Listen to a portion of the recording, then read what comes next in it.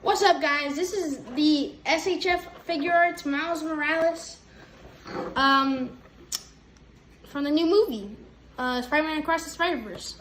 It has a really cool box art from the looks of it. This is my first review of it. I haven't seen it yet. I just got it. So, let's get to unboxing.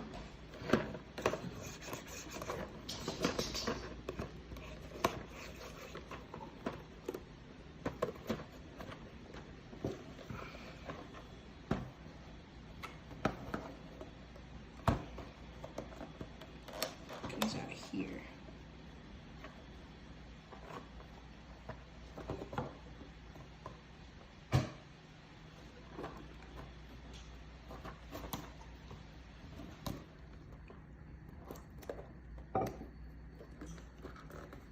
I don't know. Oh, here it is.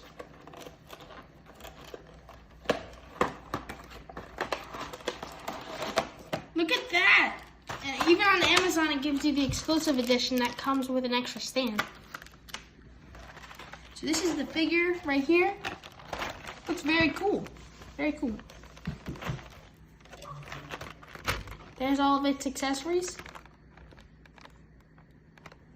And yeah, it's very cool.